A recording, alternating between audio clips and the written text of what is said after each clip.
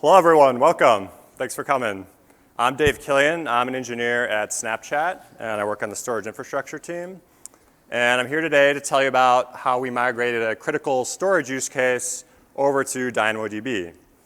So before I get into that, I'll explain a little bit about what Snapchat's about. So you can think of Snapchat as communicating with pictures or videos. We call Snapchat messages snaps, and snaps are ephemeral, so that means they get deleted by default. And because messages get deleted by default, a moment I capture doesn't have to be super amazing or important to share it with my friends. So when I'm interacting with my friends on Snapchat, it tends to feel a lot more like an in-person conversation than it might with other messaging platforms. And because there's fewer barriers to sharing and most of the content is pretty recent, Snapchat just tends to have a more in-the-moment feel to it. So part of Snapchat is the Stories feature. So all you need to know for now is that that's one of the most popular ways people communicate on Snapchat, which is why back on New Year's Eve last year, I was super nervous. I was worried because we just migrated this storage use case over to DynamoDB, and I knew it was coming. So we had these huge traffic spikes every midnight on New Year's Eve, and the new system we built was about to get put to its ultimate test. So load on the system was going to be several times higher than we'd ever seen before. We were pretty sure it was going to work, but we couldn't be positive. But first, let's go all the way back to the beginning of the project. So I joined Snapchat around this time. I joined the storage infrastructure team in Seattle when that office was starting up. And to give you some context on Snap, so we've grown a lot over the years, and we're at really high scale now. And we spend hundreds of millions of dollars per year on our back-end cloud services. So reducing costs was a big part of our team's goals. Also, Snapchat runs primarily in Google Cloud Platform. So we run in App Engine there primarily, and we use a lot of the managed services available to us there. But around this time, Snapchat had made a decision that strategically we wanted to be on multiple cloud providers in the long run, given the scale we were at and other reasons. So our team figured maybe we could kill two birds with one stone. We figured there must be some storage use cases at Snapchat that, given their characteristics, would be a better fit for the trade-offs of other storage services. So we collected a lot of data about Snapchat storage use cases, did a bunch of number crunching, did a bunch of analysis, and there was one use case that kept surfacing to the top over and over again, and that was story inboxes. So it still was not an easy call to pick this use case to migrate. There was a lot of risks involved with it. There was definitely easier use cases we could have migrated. But before we get into that, I'll just explain what the stories feature is real quick, and then take you through the technical back end of the story inboxes piece. Okay, so user experience of posting a story. So when you open Snapchat, it opens up to the camera screen. So this is what I usually see when I open the camera screen, my feet there, and then I might take a picture of something, and you get to edit it in various ways. This is a snap from last Thanksgiving of my family, and then you choose who you send it to. And you can send it to individual people, or you can choose to send it to your story, which means all your friends will get to see it for the next 24 hours, after which it goes away. So here's what viewing stories looks like. I open the app, it goes to the camera screen. I swipe over to the right, and I can see all my friends' stories there, or all my friends that have active stories. And then I might tap on one, and then it'll play back their story snaps in chronological order, like a story. Okay, so now that we understand a little bit more about the user experience, let's get into the technical aspects. So first, what's a story inbox? So this is a pretty simple concept. Every story post has an ID associated with it, and every user has an inbox, and that inbox just holds all the story post IDs that are incoming to that user. So my inbox is going to contain all the IDs of all my friends' story posts for the past 24 hours. And the data model is pretty simple too. So the row is keyed off a user identifier, and there's a column in there that has a serialized list of all these story post IDs.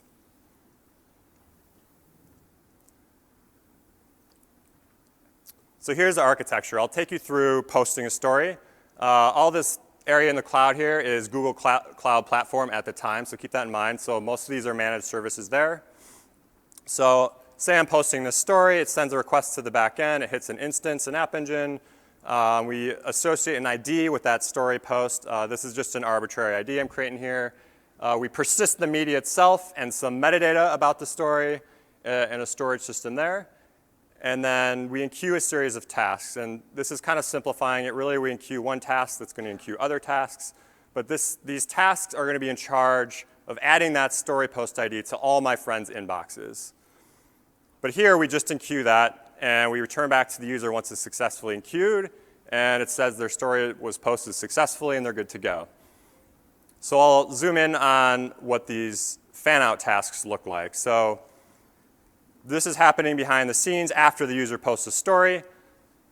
So in this example, we have 3 tasks. Those will get run by that same fleet, and then those tasks will interact with the story inbox's persistence layer to add that ID to all my friends' inboxes. And then once the tasks run, they're no longer in the queue, and that process is done. I'll zoom in further on this. So same example. There's 3 tasks running. This first one is going to add that ID to some subset of my friends. And the way it does that is basically just a read, modify, write transaction. So we start a transaction, we read the row, we deserialize the existing list of story IDs, we add the new story post ID to the end, we put that column back in the row, write the row back to storage, commit the transaction, that's it. And then so we would do that for all 3 of these friends here. And then these other tasks are going to do the exact same thing for other subsets of my friends. And by the time it's done, they all have this new story post ID in their inboxes.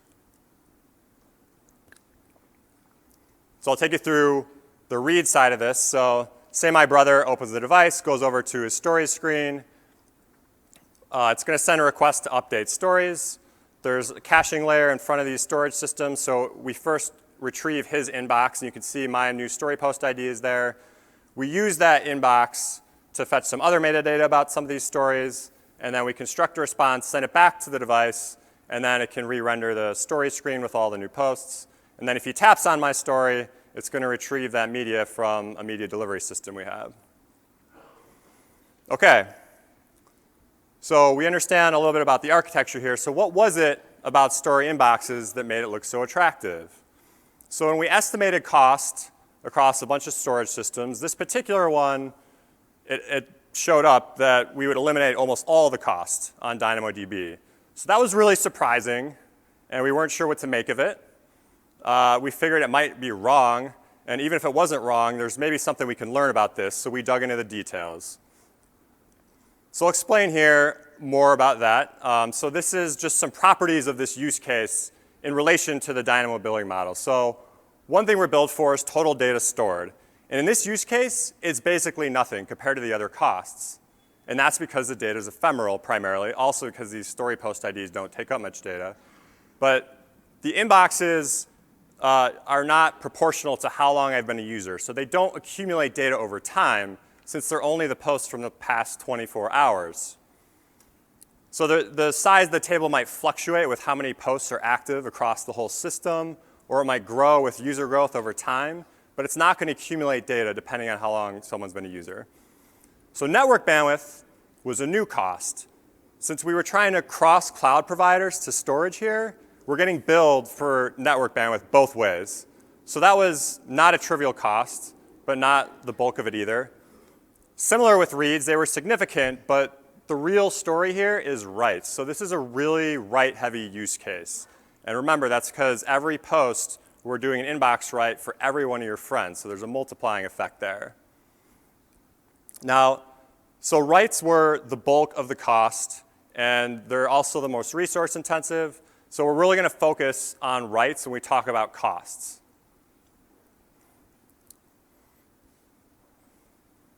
So I'll talk a little bit about Dynamo's billing model, in case you're not familiar. And this also kind of helped us explain why it might be a lot cheaper on Dynamo. Basically, if you imagine a billing model where you just build per row written, that'd be that blue line. And the cost per write doesn't change with how big the row is.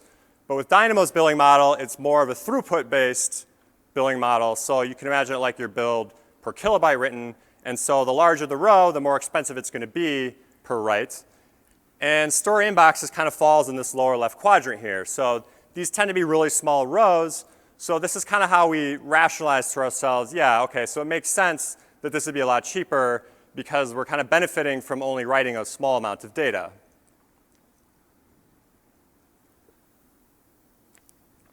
Another thing we really need to understand as we talk about costs here is with Dynamo, we're not actually getting billed for how much of that write throughput we use. It's how much we allocate.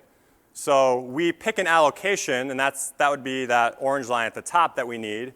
That green line would be just like an example daily pattern of the write throughput we consume. So we need to pick an allocation that will meet those peaks. And then we're billed for that allocation, not the green line. So we're billed more based on that orange line there. And so at night we have unused capacity, but we are being billed still for that capacity we allocated. Okay, so it makes more sense to us that this will be a lot cheaper. There was a lot going for picking this use case. One is the scale. So we do millions of writes per second with this use case, and that kind of magnifies the cost savings. In terms of savings, as I said, we estimated we'd eliminate most of it, and it's millions per year. Complexity-wise, this use case is also easier to migrate because it's ephemeral. So instead of having to copy data from an old system to a new system, we could just dual write to the old system and the new system, and then 24 hours later, they're both in sync, more or less. Also, since all these writes happen asynchronously in those fan-out tasks, we have a little leeway with introducing some new latency or failures and retries there, because small delays in that fan-out path aren't really noticed by users unless they're pretty significant. Because people don't know exactly when their friend posted a story, so they don't know if there was a small increase in delays when they first see that story. So there's a lot going for this use case, but there's a lot of open questions and concerns at the same time. A really big one was, is making cross-cloud calls really going to be viable, especially for a use case of this scale? We weren't sure how much latency we would introduce, how many failures. We were worried about how often that network path would go down and what it would look like for such an outage. We also didn't know if our estimates were right. It was actually kind of complicated estimating, and the inputs to our estimates involved other estimates, so there's definitely a chance that the return on this project wouldn't be there. We weren't sure we wanted to migrate such a critical piece of our infrastructure for such an important feature as the first thing we migrated. There was definitely easier cases we could have started with that would have just, kind of dipped our toes in the water. And finally, we just figured there's things that we're totally missing that we're not even thinking of here. So at this point, there's really not much more data we could collect. And there's only one way we can answer all these questions. And so this is going to be, we're going to enter sort of a building phase of the project here. So we wanted to build a production shadow experiment, and there's some important things we wanted to get out of this. One, we wanted to mirror real production operations. So if we had built an artificial load test or something, we might just be baking in our false assumptions into that test. So two, we wanted to run it at full scale, because at full scale, there's just things that might happen or we might see, or problems that might arise that we won't see otherwise. And three, we wanted to run it for a significant period of time.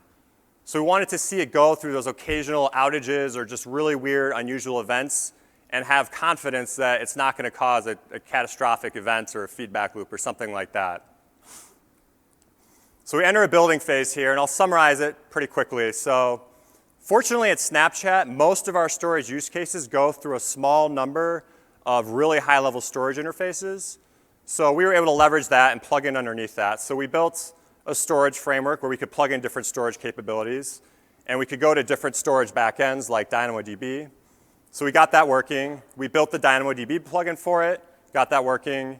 We built this read and write shadow mode where without changing business logic, we could shadow reads and writes and control the percentage of traffic that we're doing that with. So we got this out to production, and we started ramping it up. We ramped it up to 100%, so we were excited to see all these benefits we were looking for. So one was cost. So that's one of the first ones we wanted to see. And it was not panning out. It was a lot more expensive than we expected. It was multiple times higher than we estimated. Not sure why.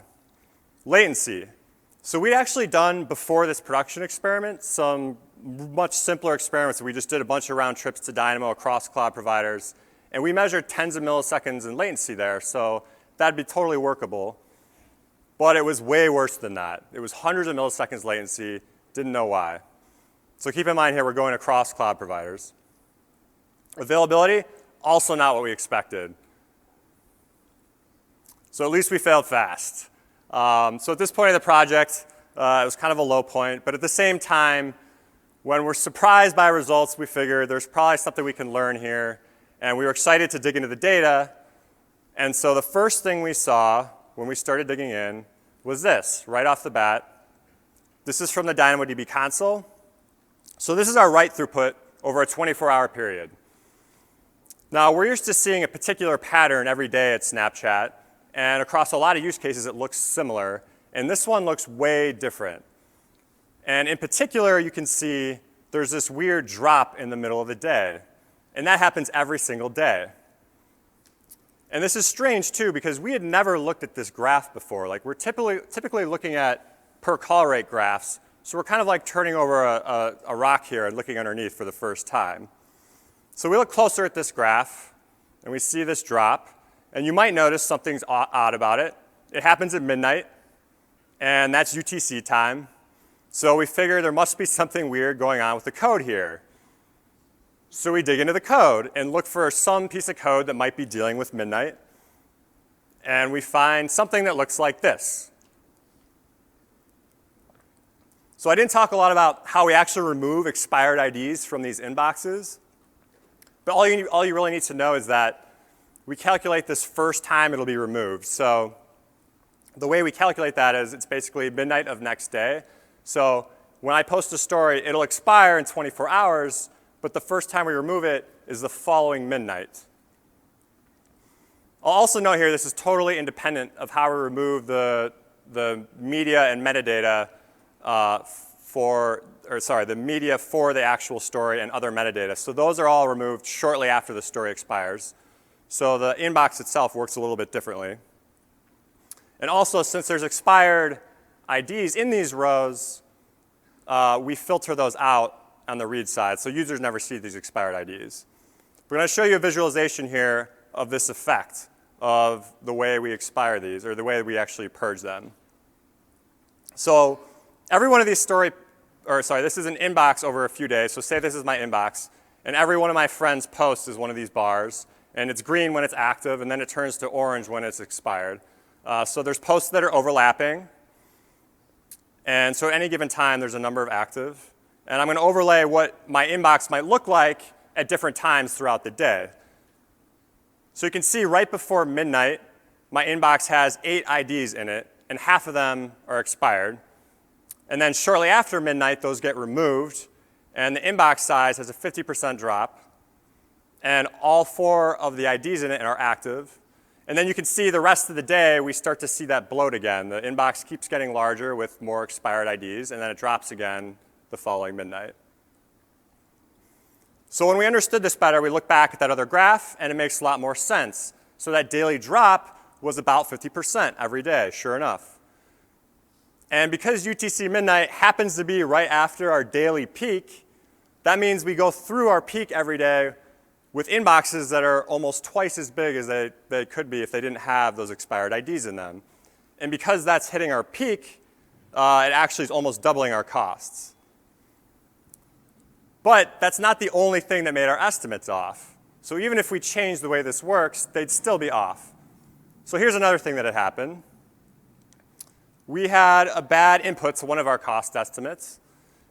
We calculated write throughput as number of writes, which we had historical data on, and we multiplied writes by average row size to get throughput. And we knew that this was problematic, but I think it slipped into our estimates somehow, and I'll explain why that's problematic. So basically, the write throughput is skewed by the more active users. So the largest inboxes, they take up the most write throughput, but they also are the ones written to the most often. So if you imagine my inbox tends to have n IDs in it, and it tends to be n from day to day, how many times is my inbox written per day. It's n, because if there's NIDs in it, those all had to have been added in the past 24 hours.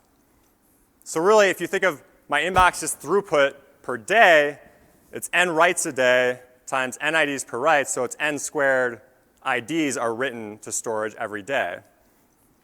Another way to get this across, if my inbox is 10 times larger than the average user's inbox, it's going to contribute to cost 100 times more than the average user.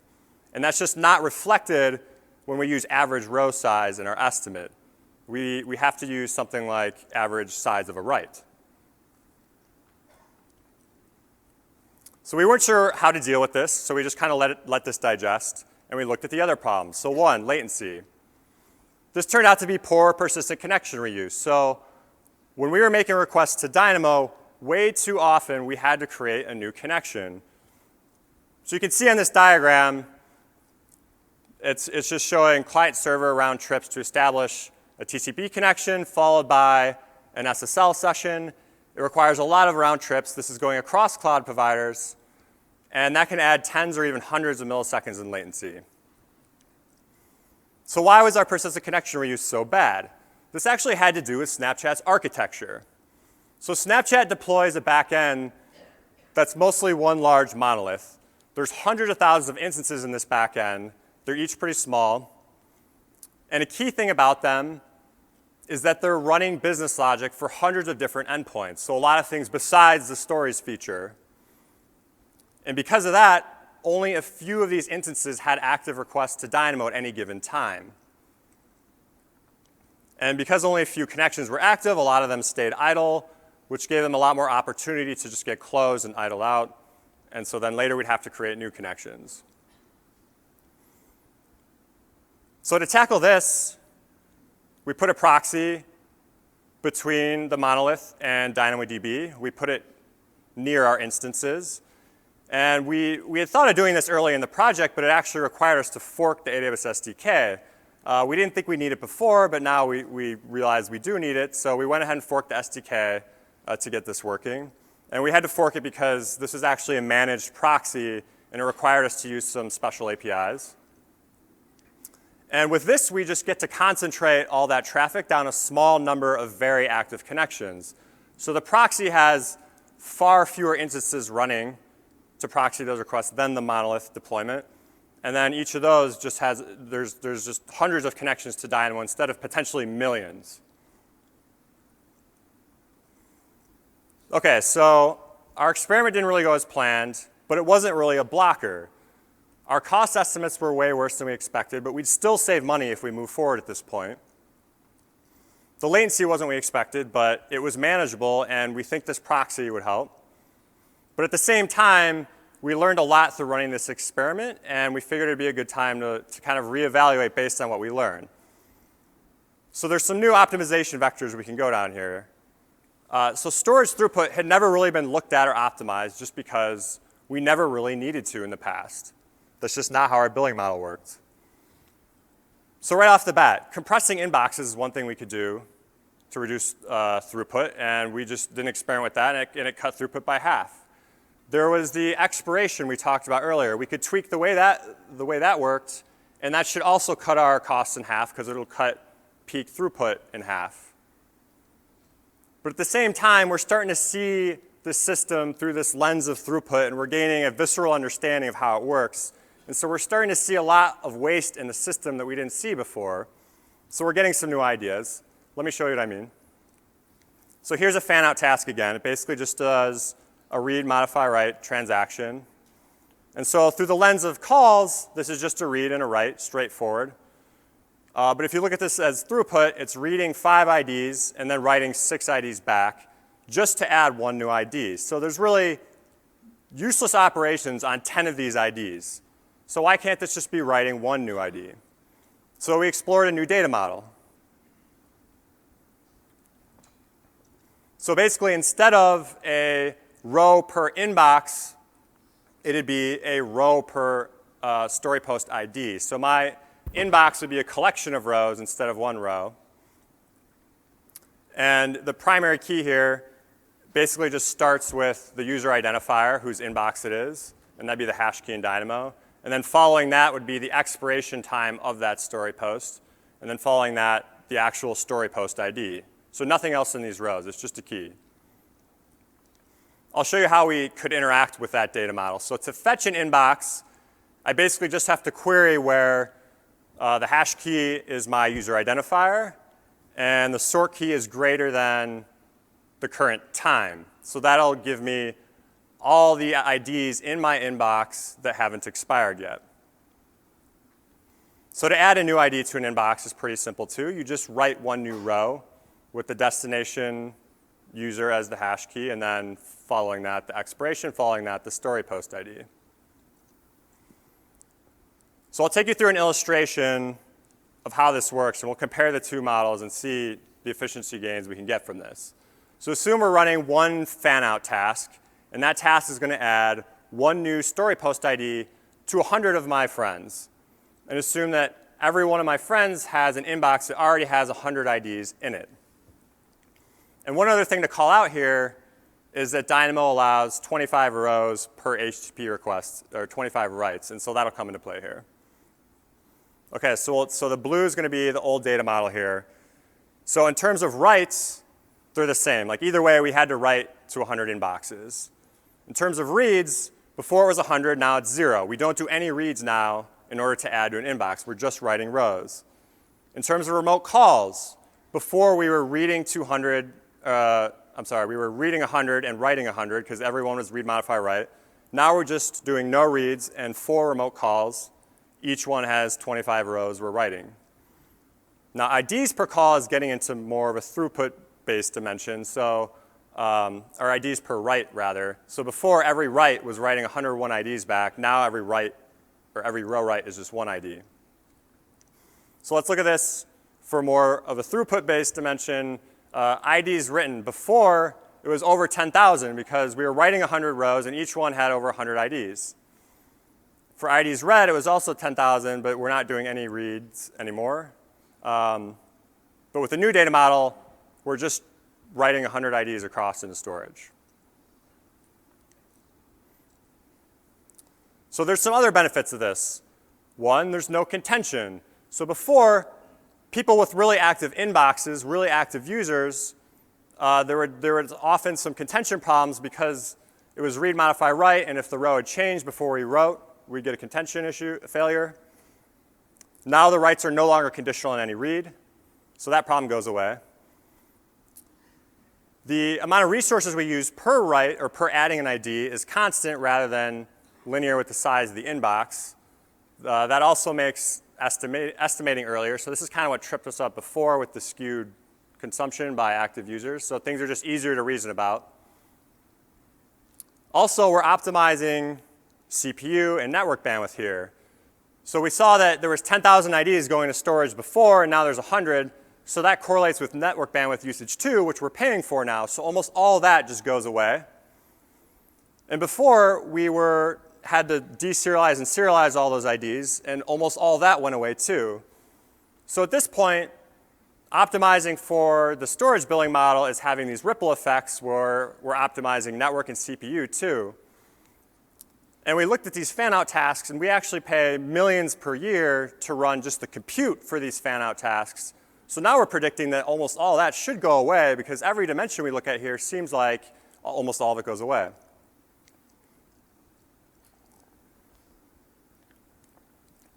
All right, I haven't talked about garbage collection, how we clean up these expired IDs with the new data model. So I'll go through that. So as we said before, out of the queue comes fan-out tasks, and with the new data model, we just do a batch write. So to do cleanup, instead of enqueuing one task that's fan-out, we enqueue two tasks. The other one is a cleanup task. And this is almost the exact same as the fan-out task, except for two differences. So one, we're just doing a batch delete of the same rows instead of a batch put. The other is that we schedule this to run 36 hours in the future. So we don't schedule it 24 hours in the future because then our peak delete time would be our peak put time. And both deletes and puts contribute to write throughput, and we're billed for those. So if we schedule it 24 hours in the future, we'd be doubling our throughput at peak and doubling our costs. So by adding 12 more hours, we're offsetting the put and delete cycles. And so at night, when we're not using much of our capacity, we're filling that up with the peak deletes.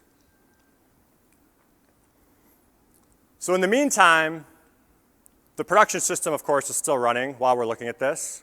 And user growth is happening, and growth of the storage feature is happening, and the production system starts running into some scaling limitations.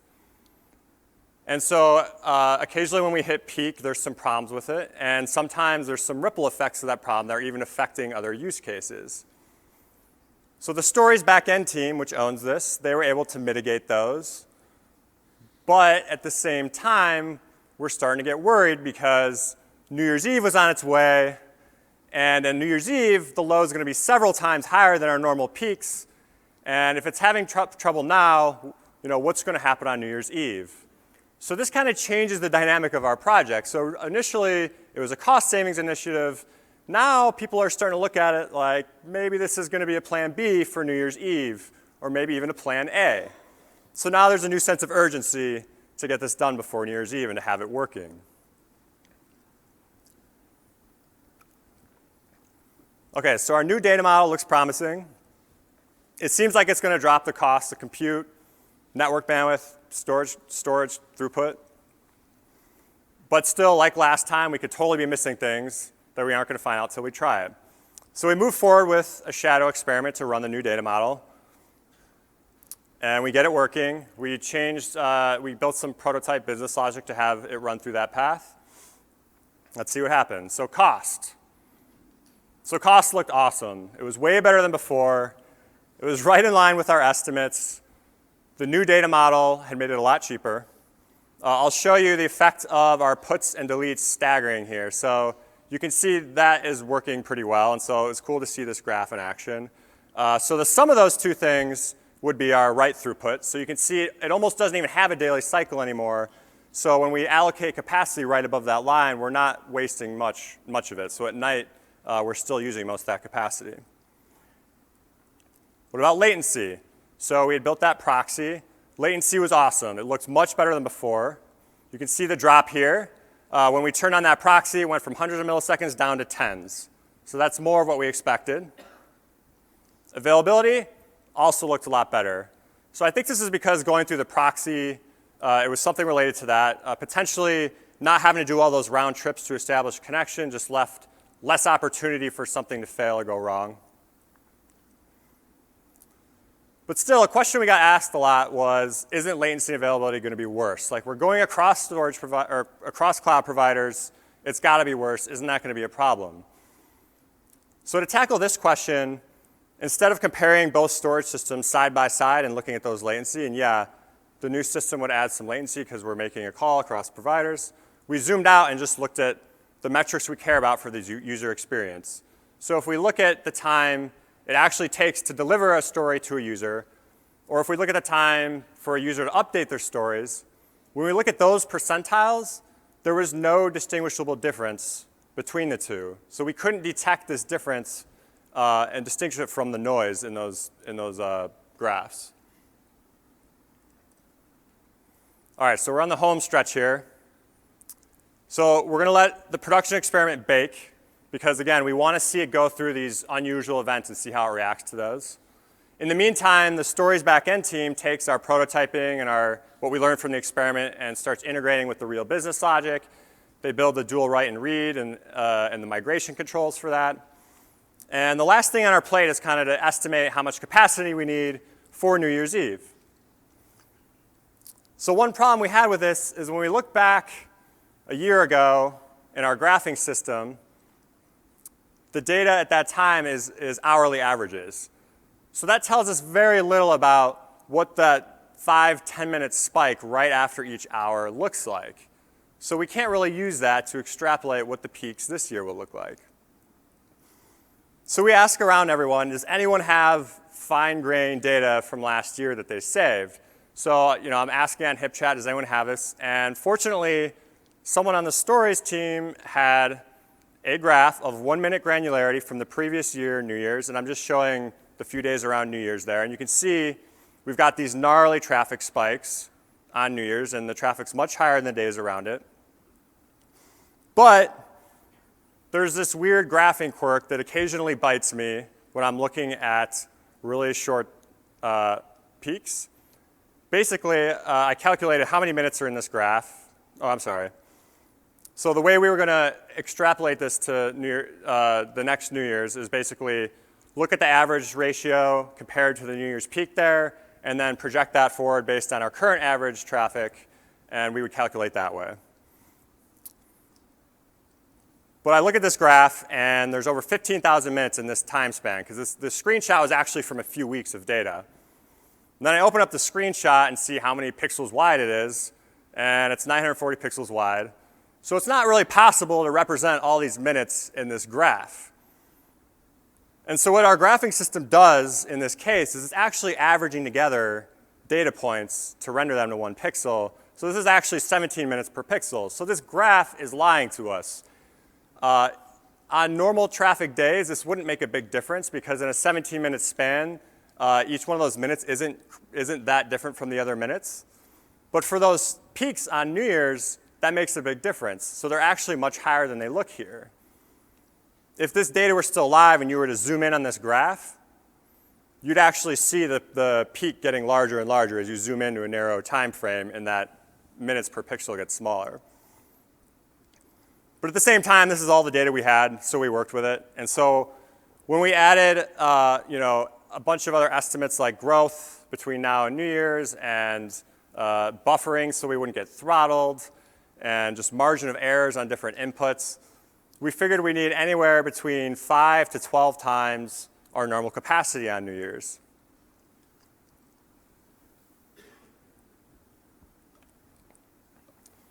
All right, so that production shadow experiment was running, and we did see it go through some interesting events. So one, the Cubs won their first World Series in 100 years, and I'm going to show you a snap I sent some of my colleagues the next day showing the story post spike when that happened. And you can even see spikes happening at the end of different innings or plays before that were bigger than our normal daily peak. But when the game ended, and it was like a game 7 down to the last play, epic finale, when that game ended, our traffic went several times higher than our normal daily peaks. And so it was great to see the system go through this. We exceeded our capacity by a lot, so we were getting throttled by DynamoDB. One cool thing, though, was that we didn't brown out anything. So our read capacity we actually did not exceed because most people were posting. And so this didn't affect reads because that's an independent capacity allocation we set. And reads are a lot more important because if people can't refresh the stories, that's very noticeable. But if these story posts get delayed a couple minutes, it's not a huge deal.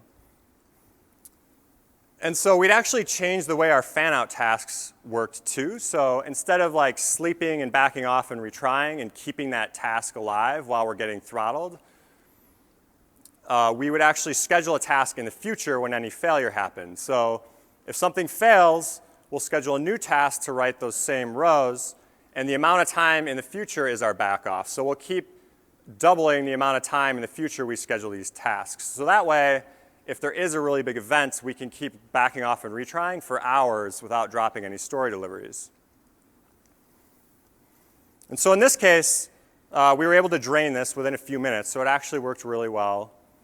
And there was actually another event I'll talk about where our task queue system, we did something that caused it to go down actually for an hour, and all the story posts during that time backed up, and all the deletes that we needed to do backed up as well. So when the task queue system came back online, we had this huge flood of traffic to DynamoDB. And similar to this, the backoff kicked in, and it worked well. It took longer to drain in that case, but it worked well. So these incidents are really important because every time they happen, and there were others as well, but every time they happen, we're gaining confidence in the system. And we're gaining a visceral understanding of how this operates, and we just understand the operational characteristics better. All right, New Year's Eve. So at this point, there's nothing more we can do to prepare for New Year's, and it's rolling in. So things are going to go quick now, and I'll take you through that. And most of this is us just reacting to things. December 20th. By this time, the stories backend team had completely integrated, had the dual writes and reads working with the new system and the new data model, going at 100%. 0% of users were actually getting results from Dynamo, though. They were still from the old system. And at this time, Snapchat is planning for New Year's. And we're talking about scaling and top risks. And that production system is still a top concern. So there's some tension there. By the 23rd, we had 50% of users actually getting their results. Excuse me, their results from Dynamo. AWS gives us the green light to use all that capacity we need. The 24th, bump in the road. We had a nasty bug, and on Christmas Eve, we had to push an emergency deployment to fix that. Got that straightened out. Christmas. This was interesting because we expected to see really high read throughput from Dynamo on Christmas, and that's because Christmas Eve is a really active day, and so there's a lot of active story posts in the system, so the average inbox size is way higher than normal, and then Christmas Day is really active, so there's a lot more fetching of the inboxes than normal, so those kind of multiply together. But a completely unrelated outage at Snapchat dampened our peak traffic that day, so we never quite got that signal. By the 27th, at this point, 100% of users are getting the results from Dynamo, so we're actually on the Dynamo system, but we're still dual writing and reading from the old system. And this is where we crank up our provision capacity to what we need on New Year's, so there's nothing else for us to do at this point. All right, New Year's Eve. So to give you some context, at Snapchat on New Year's, every midnight that strikes, there's a big spike in traffic. But there's two particular spikes that are just beastly, and that is Paris and New York. And so I'm going to focus on those two. So those are the ones that we all fear. All right, so 3 p.m., this is Seattle time. So 3 p.m. is going to be Paris midnight. So at 1:30, we've watched what's happened. There's been several New Year's already. They're going to be much smaller than Paris. Everything looks fine. But even our baseline story post rate is much higher than normal, like higher than a normal peak. And that's without even counting the spikes every midnight. So we roll into midnight, and we're sitting there refreshing graphs. A few minutes later, we see story posts spiking, as we expect. And then a few minutes later, we see the story post to delivery latency start increasing. So this is basically time between a user posting a story and it being delivered to an inbox. So every one of those is measured, and that latency is going up. A few minutes later, we understand the root cause of this. We've hit our capacity for our task queue system, so we can't execute all the tasks at full bore. And some of the tasks are getting backed up, so some of these fan-out tasks are sitting in a queue, not delivering stories. This we didn't expect. But by 10 after, the spike had gone down, which freed up enough capacity to drain those backed up deliveries. Things were trending rapidly back to normal. Everything's OK. At 3:30 p.m., the topic of discussion, should we change anything? We were concerned because if we hit capacity in Paris, what's going to happen when we hit New York, which is a much bigger spike? Now, typically, changing anything on this day at this time would be dumb. But we talked a lot about it, and we talked ourselves into one change. So we had a knob that could control the number of inbox writes we would do per fan-out task. So if we increased this, that means we'd be executing fewer tasks, and that would free some capacity up in the task queue system. We had never used this knob before. But we talked through it a lot, and we figured, in most ways this could go wrong. It's pretty reversible. So we went ahead and did it, and it worked OK. We saw the task executions go down. Things seemed to be smooth. At 5:15, we talked ourselves into another change. We increased our task queue capacity.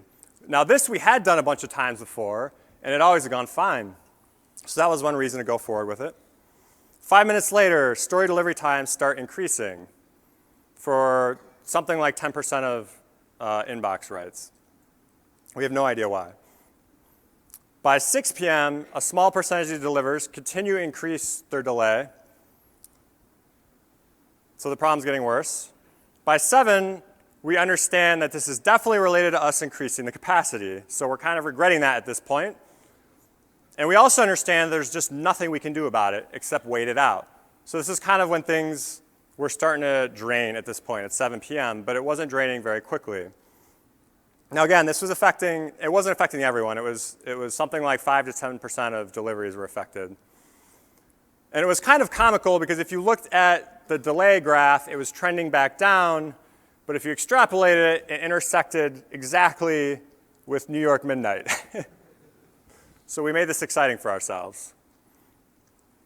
So 15 minutes before New York hits midnight, those finally drain, so we get 15 minutes of rest. Midnight hits in New York. There's a huge spike in story posts, as expected. A few minutes later, we see us hit task execution capacity again. Now, note that this capacity is a lot higher, and we're using less capacity because of those two changes we made. So maybe it was a good thing that we changed this because there would have been a lot worse delays if we hadn't. So we still hit this limit despite our changes. So we see a small percentage of stories getting delayed.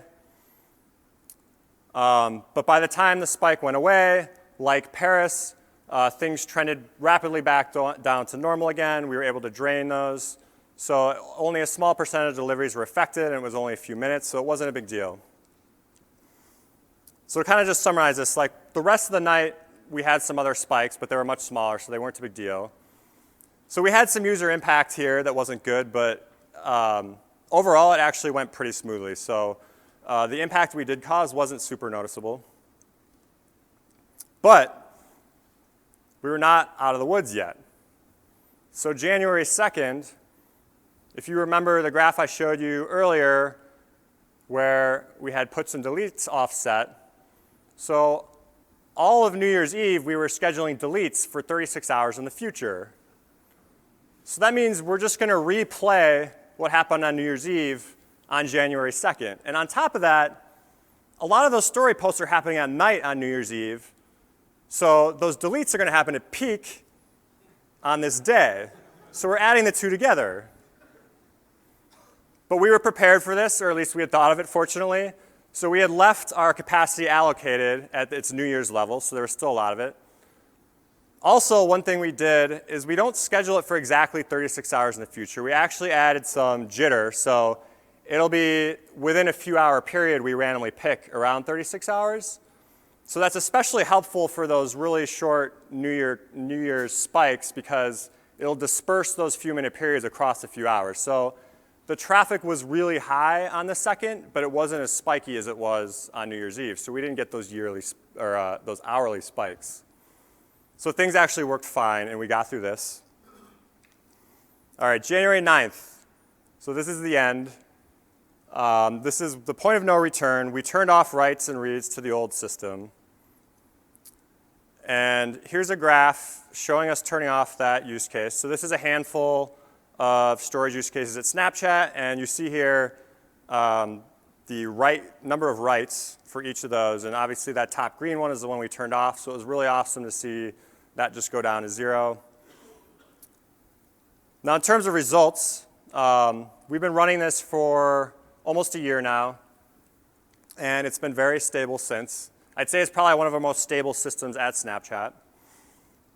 In terms of cost savings, we eliminated most of the old system's costs between compute and storage costs. And that's when taking into account the new bandwidth costs we were paying. And I'd love to tell you exactly how much we're saving, but I can't disclose that. But I can tell you that we would not have put the effort into this project if it would only save a few million a year. And we definitely got the result we wanted, and it was an impactful result. So it was successful. So just to summarize some threads we saw here. So a fine-grained billing model gives you more dimensions to optimize your use case if you need to. You saw that we were able to really understand the characteristics of the use case and match it up to that billing model and optimize the heck out of it. And also that billing model incentivizes the whole system to be more efficient. So you saw our network bandwidth fall away when we optimized it, and you saw CPU costs. So the compute costs we paid dropped away completely almost. Also, I prefer realistic experiments over analysis and estimates. So both are important, but as you saw, our estimates were easily off, and a realistic experiment is just going to take all those variables into account that you can't think of no matter how hard you try or how clever you think you can be. So that's all I have. Thank you all for coming.